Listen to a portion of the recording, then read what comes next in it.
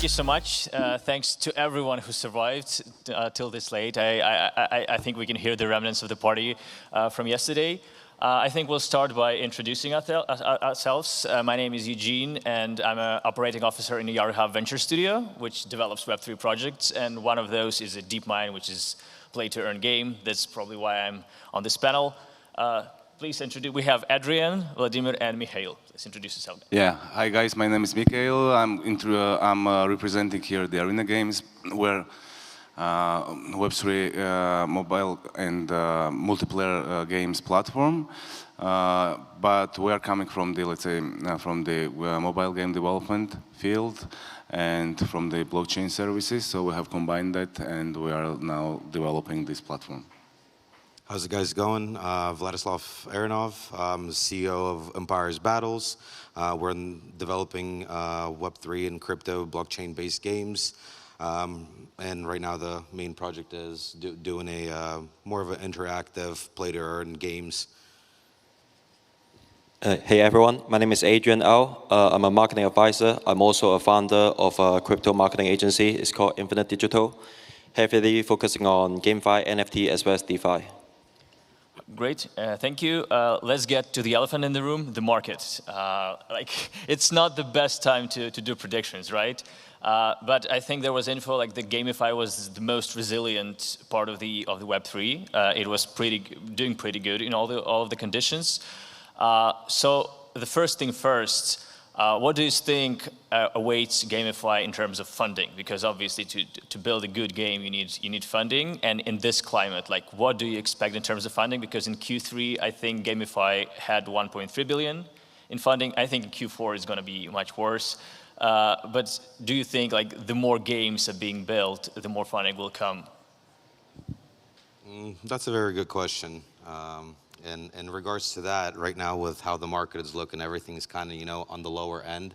So there are a lot more opportunities to start building, developing, and getting into the market while it's at the bottom than hopping in and starting the project when it starts being at the top. Yeah, I think when it comes to funding, it really depends on the team as well as the project. One of the companies that I'm advising right now, even though it's like very bear market, and we are still able to grow very quickly.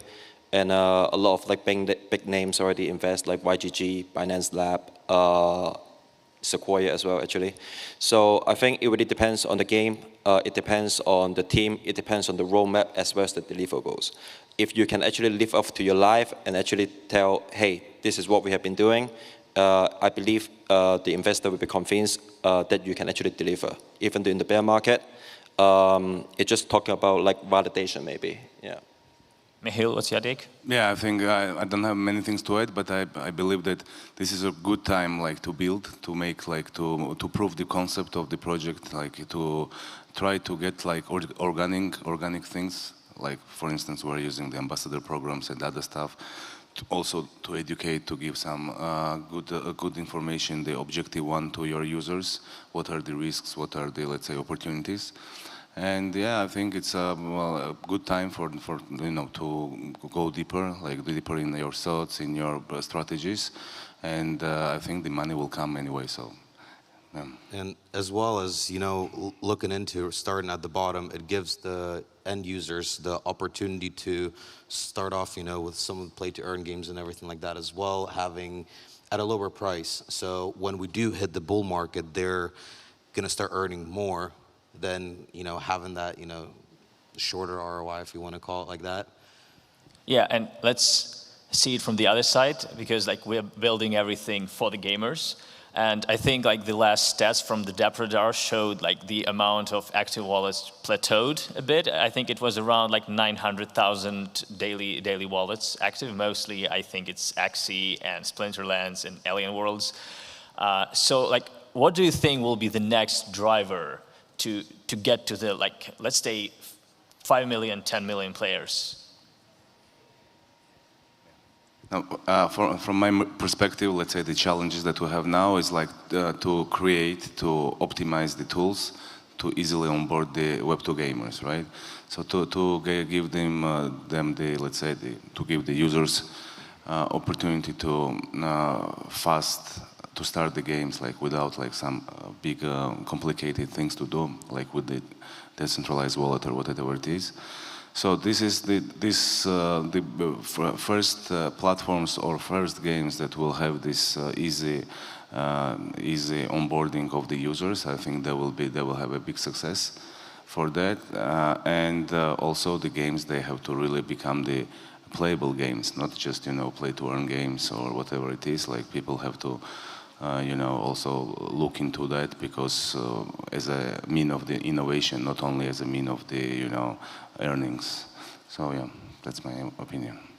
And as well as Mikheil just said, optimizing the tools and creating genuinely good quality games that bring actual results. It's not something that's gonna pop up, look pretty, and then disappear after a couple of months. And it will provide people with value and more trust. That's another reason why so many people have been coming out of there, is because of the trust issues.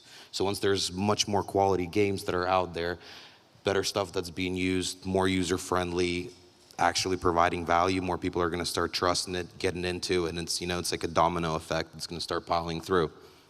Yeah, very good point, everyone. I really think, let's say you actually talk about Splinterland, right?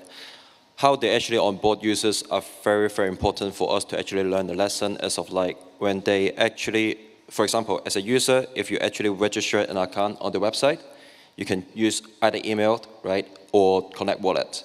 So if you actually register with your email, they actually create a wallet for you. So if we don't really talk about like the blockchain, well, we need to talk about the blockchain technologies for the earning aspect, etc. But if we actually change the word, change the vocabs to actually attract the mass adoption as of like the Web2 users, I think we can do it. Example, not in the gaming, but in NFTs. Reddit with digital connectables, right? So quickly. And they actually don't like the word NFTs. So Reddit and Twitter users were like, oh, we don't like NFT, but you have NFTs. So it's just the words and strategies. Yeah. And talking about the high quality or AAA games, like what do you think will happen in the next year in terms of the bigger studios? Because like Ubisoft, they released the first Tom Clancy game that utilizes NFTs. But I think their CEO said like a couple of weeks ago that we're still learning about blockchain, so they're still not committed. So what do you think would be the next step for bigger companies to enter the space and finally utilize NFTs? I mean, in that space, there, even with crypto, how the banks were saying, we're kind of learning about crypto, and they're, accumulating and everything. It's, the same thing with these bigger AAA companies. They're already in the space. They're well deep into the space. They're going to be out on the market, and I think the biggest advantage of that as well, transition into the whole blockchain and everything, is giving the users the ability to truly own their assets in the game. So when will we see GTA, where you can own a bar? GTA, when you can own a bar? A bar, yeah, or a car. In the game. That's a really good question. I don't know, but I really hope to see that very soon.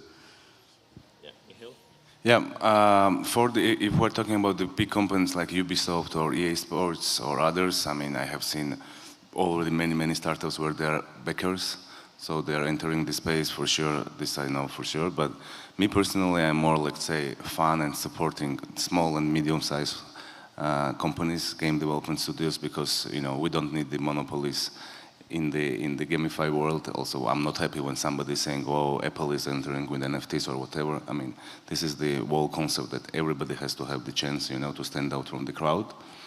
So yeah, they are for sure. I mean, we all know that they are working and they are like backing the projects and they are entering. For the mass adoption, of course, it's a good thing, but we should keep in mind that we have to give the space for the small and medium-sized enterprises.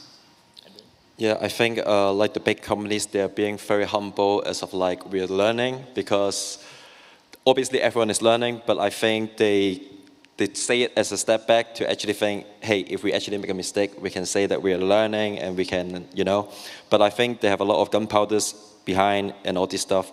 And one thing that they can actually leverage is they have a massive network of traditional players. So if they can do the right strategies to actually target the users with the new games that is related to blockchain, I believe the mass adoption in the ecosystem can grow faster than what we expect right now. Yeah, and just my little 5 cents on that. I think, bigger studios, they're still trying to figure out the economical model because they just don't want to let go of their ecosystem. Like World of Warcraft has a huge market around it, but they just didn't want to let go of the assets. Like, can you imagine EA without microtransactions? They just love it. They're afraid of taking, that one small step back to take 3 steps forward. So it's like kind of thinking of, short-term losses.